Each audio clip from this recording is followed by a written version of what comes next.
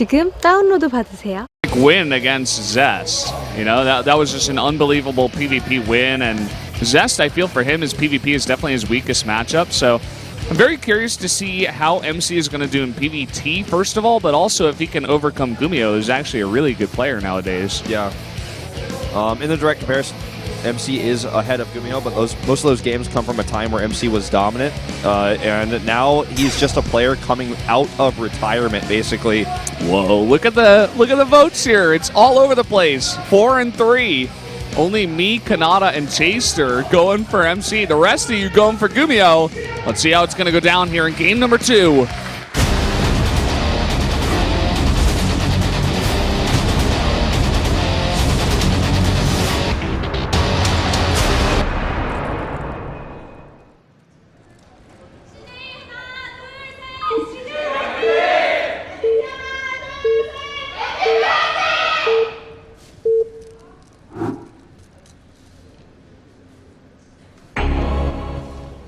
Down here in the bottom left in the yellow for CJ Entis, it's the boss toss. It's MC.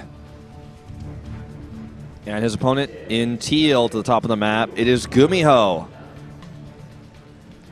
Now, the split of votes is really interesting for this because MC did perform really well recently, not only in Pro League, but also he qualified for Code. Let me put this in perspective. This guy has been pro gaming in Korea for 6 years in Starcraft 2. He played Brood War before that, but very few of the original GSL champions still play this game at a high level. And MC is the oldest GSL champion to still play in Codes, as far as if I'm not mistaken, like from the original open seasons. What about Classic? Does he fit in there? Also Zest? Well, those guys did not play like the original GSLs. They were still playing Brood War at the time. That's true, yeah. So all those guys ended up later on. Well, this drawing is cool, but where's the Wolf and Valdez drawing? Where's it at? But I think one of our foreign fans is going to have to get on that. I think the votes that we saw when it comes to like the foreign casters, you went for MC here. I was the only one on the foreign desk, actually. And you weren't casting StarCraft 2 when MC was a champion, and the rest of us. Oh, well, GTR was not either, but he was like following the scene like very, very, very heavily back then. Like he's a big TL guy, you know. I was watching too, man. I was watching all those tournaments. Yeah, I guess MC were winning like, back in the day, right? Yep. GSL, staying up until 5 at college, missing morning physics class. Well, it was good and bad. It was good and bad, yeah. So I missed my morning physics class too before I moved out here casting, man. I dropped out of school to become an esports broadcaster, and it's been working out. But just like to finish this point off, I watched the fall of MC, and I saw him go to Europe, take games there when he was on SK Gaming. He was doing pretty well for himself over there, but I never thought he'd come back to Korea in full form. He came back for a while outside of full form, and right now he's looking the best he has in my opinion, years, but still, I think GuMiho is going to be the better player here, despite his recent results.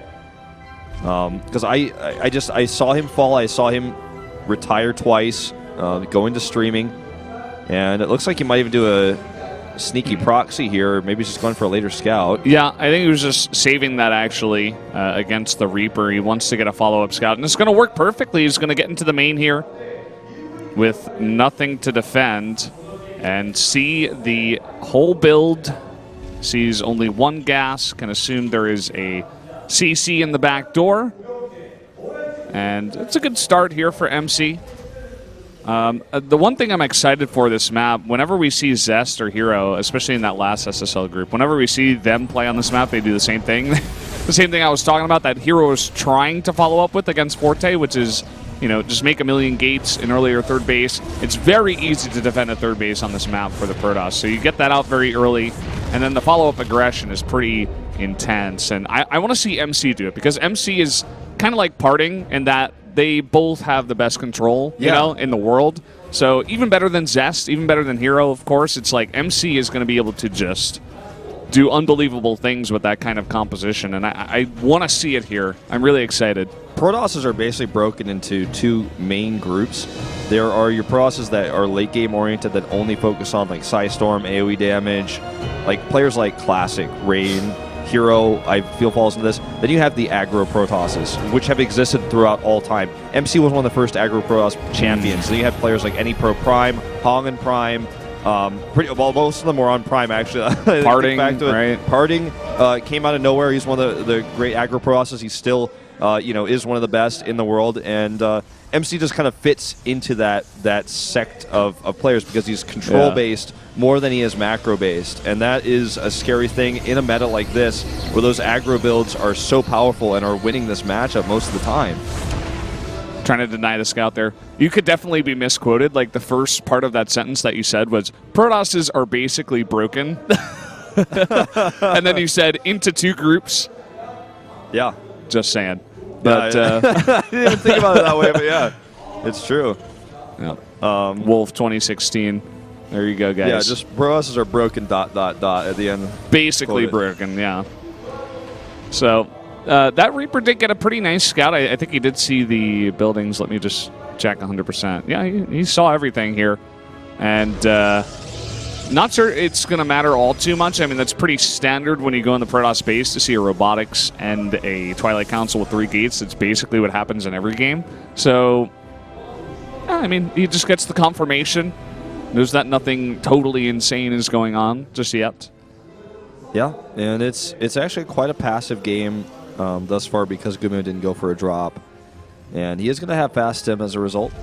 And he's already set up to defend that sort of aggro that's going to start pressuring into MC's follow-up push. Now, he has a Viking here, which is obviously to deter the Warp Prism. He also has Marines set up in his main, although as I see on the minimap, it looks like he just moved those back into his his main base, not his backdoor expansion. They were back there initially. But he's got 2 tanks. Like, we're in such a meta that, like, this aggression is so hard to defend that he has, like, 2 tanks. So he's, like, setting up his Marines. Has a scouting Widowmine here as well, which will get a kill and some shields. MC runs into that and he's like, oh, I gotta back off. I can't attack now. I needed exactly 6 Stalkers. 5 Stalkers is just not gonna cut it. Well, 5 Stalkers and 2 without shields as well. They need time to recharge. And also his push is seen. So GuMiho already knew this is what was going to happen because that's how everyone's playing on this map. We saw like 13 games on this map yesterday, 12 on 12, this map. Yeah. It's like pretty obvious. Now he's going to actually drop the main, which is less common. And going to do a distance to pick up here. Yeah, I actually love the fact that he puts in just 3 Adepts because that's exactly what you need to kill an SCV. Normally you'd see like 2 and 2 or 4 right against a Zerg or a Protoss, but against Terran you need that extra damage. Yep. And he doesn't even warp in 4. He's just like, no, I need exactly 3. That's it. Yeah, very well said. And that leads to, just a few kills here, and he gets a slight advantage as a result. The Viking is hunting this down, though, and he will not be able to save it. He can save the Adepts, but that's it. One more shot will finish it off. They're going to drop behind these rocks. Wow, we might see this top base taken for the first time because the debris might get killed. So those Adepts are basically dead, unless he picks them up later to save him. Well, that he could. I guess they give him vision of a drop that comes out of the main of GuMiho, or if GuMiho like goes out of the main towards the top of the map instead of just going towards. Which would be really space. dumb. There's no reason to do that, but we're having a huge barracks making. I don't even know what to call it. Like explosion, yeah, barracks explosion. 6 of GuMiho, trying to channel his inner Protoss. He was like, well, I have a 3rd base and you just didn't attack me, so I need to spend that money I've been building off these 3 bases on these barracks. And it looks like despite the fact that MC looked like he was gearing up to do a follow-up push, he's just transitioning. He's getting +2. He's going to have double Robo Colossi coming out, I'd imagine, versus basically an almost pure Marine comp at this point. If he goes Disruptors, I think even though he is like one of those control-based players, I think it would be a mistake. Yeah, I don't want to see Disruptors. Don't give it to us, MC. We know you've got great control, but just probably not the best idea nowadays. Ooh, and here we go. Warp Prism coming into the natural, but there are a bunch of units here, as well as a Viking, so he's just going to have to drop those off to their deaths and then walk away. You know what? I like that we're seeing this siege tank harass here. This is something I expected we'd be seeing at the beginning of the game once this was announced, and they used to have a faster pickup time. Or like less firing delay. I don't know how to really describe that, but you guys know what I mean. I feel like take-it-backs are probably the most broken thing in the game if you have a robot controlling it, and it's like you cannot make mistakes. Like no one would ever be able to play against it. Like 2 Tankovacs, 3 Tankovacs would just eventually kill things. You know, until Blink is out, for example, or even if Blink's out, you could force a Blink, and then you know, once Blink's on cooldown, you could just do so much. It's really just based on the player's control individually, and I like to see more harassment, like what we were about to see from GuMiho with those tanks. Ooh, awkward position here. Not where he wants to fight. Yeah, generally you don't want to walk into a line of tanks, and it seems like he may engage. I mean, that's a lot of adepts. I actually think he could take this fight, but he is going to play it safe. He's got double Robo Colossi in the way, so he just wants to wait until he's got that up. The one thing that he is actually behind on is upgrades. He's not yet, but he's about to be behind 2 armor upgrades, so that's not the best feeling in the world for MC at this moment. Yeah, luckily Protoss units do burst damage, especially Colossi, so it won't be that big of a deal, but for his adepts, they're not going to be able to kill these Marines as fast, which means the Marines get to do more damage, and I think he is going to commit this time. At least, no. I was going to say maybe to the top side there. He's going to lose this Nexus, in fact, not even a cancel. And GuMiho starting to get a pretty big edge in this game, I'd say. He starts +3 immediately. He has his own 4th, nearly completed. And he looks like he wants to attack. Down go the force fields. Force fields are really nice. And with 4 Colossi in the back, GuMiho cannot fight against this. He's still trying, though. A bunch of adepts do shade in. He needs to pick up and leave. Why is he fighting this? This is clearly a lost fight. Well, either way, well, he is going to... Actually, I guess I'm wrong, man. Those upgrades we were talking about. Well, the warping comes in, and that's going to be enough here for MC to hold off this attack. Now, GuMiho did delay that 4th base twice, which is something he's got going for him. But that's the first time he sees the Colossi, and you can see he immediately starts some Viking production because he is going to have to do something about that. Yeah. But the scary thing is that all 4 Colossi survive. And I'm just so MC surprised. is on the chase. I'm so surprised he stayed in that fight. 2 Medivacs go down here. This orbital needs to lift. He's actually trying to make it into a planetary.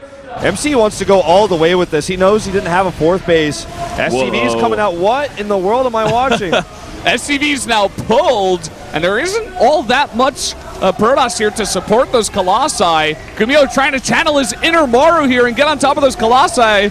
And where's the warp? And he's trying to get on top of these Colossi, but it doesn't look like it's enough Terran. There's a few Vikings starting to get their shots off. Such a close fight. But here come the reinforcements, and MC will be defeated here due to the lack of his upgrades.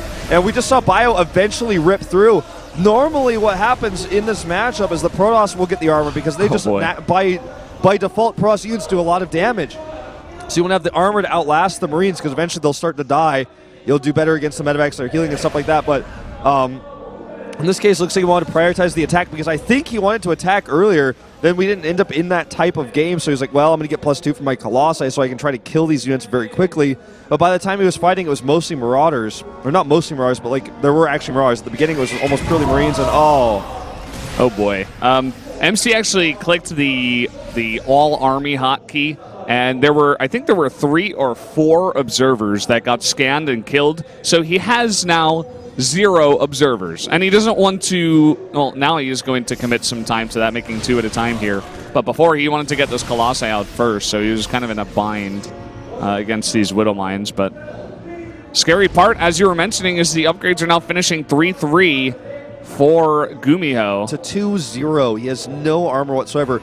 The other thing about the armor is it applies twice to units that fire 2 weapons, like Marauders. That was changed in Legacy of the Void, so armor is so much more valuable versus Marauders, and also against Vikings that are going to be dealing with the Colossi. And without any armor, he could be, his upgrades are worth twice as much, but he just doesn't have them. He doesn't have them. He's about to have +1 armor, but he's not going to have +2 versus 3-3 on these units, and I think this game may end very soon if he can't pull off a miracle here. Yeah, MC is actually just giving up his backdoor base. He's like, I can't go back. If I go back and try to defend the small drop, I'm going to lose my 4th, and that's more valuable at this point. But at the same time, there's a Doom drop into the main. There's 5 Medivacs here, and what is he going to have to defend? He has to go back now. Yeah, I mean, I guess he does. Either way, I don't know if he'll be able to defend this. Down goes the Mothership Core. The Forge will finish the +1 armor upgrade. At least he has that now, finally.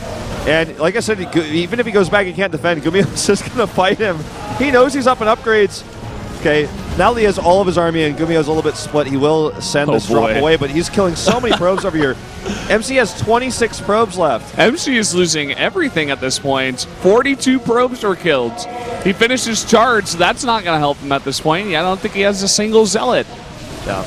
This is GuMiho's like, well, are you going to make me kill all your buildings like Hero did? Is that just going to be what CJ does today? I wish I actually clicked on those Marauders and see how many kills they got. It's probably a total of like 15.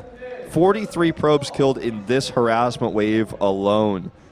And MC has half the workers of GuMiho. GuMiho has this really cool unit that was introduced in the Legacy of the Void beta called the Mule as well, and he's about to get sandwiched. Look at this. He's about to get sandwiched with this army. Oh, boy. They're at their worst when they're flanked, and here we go. Nice, 3-3. Nice force fields, but it just doesn't matter. You know, you can have the best control in the world, but if you get this far behind, it's not going to help you. So it looks like GuMiho is actually going to be able to pick MVP up and give him a 2-0 lead. GG. GG, putting them on match point. A one-sided game ever since MC decided not to attack. GuMiho had the better economy. He took that one weird fight where I guess he quote-unquote won the fight and then backed off against MC's units. But otherwise, it was a solid game. He had solid defensive setup, and MC couldn't find a hole in his play. The Viking he sent up to deal with the Warp Prism as well really shut down the harass. That's like a really important thing when you're going for just how this matchup is played right now. When you shut down the Warp Prism, you have to make a choice on your robot. Do I make another Warp Prism? Am I losing Immortal build time, losing Observer build time, or later on Colossus build time, which is what MC was the style he was going for? You take that pressure away. The Terran no longer has to feel the fear of Adepts coming into his base. He can move out more aggressively. He can send drop ships out. So killing that with a Viking was, I think, the big first step for GuMiho to get ahead and take this game. Yeah, MC was in a decent spot after he took that one fight you were talking about, but then he totally overcommitted. The one thing that he had was all of those Colossi, and if he kept them alive and just, you know, made a fort base and got further ahead, like we're seeing the best players do nowadays, he probably could have won that game. But, you know, just a lapse in some good judgment there, I suppose. Tries to kill GuMiho across Dusk Towers. Generally not going to happen against anyone who's macroing while they're playing, which GuMiho is. And I think Colossi have a place in the mid game, but I think it's time to get Storm. Like we saw this on Thursday as well. The players that were going for Colossi throughout the entire game, like it was old school, Heart of the Swarm or Wings of Liberty, had problems in the late game dealing with Terran armies, and this time it wasn't the Liberators that did them in. But you really do have to be careful. I think you do have to get Storm. Yeah, for sure. But guys, we are going to take a quick commercial break before we get into Bunny versus Rio.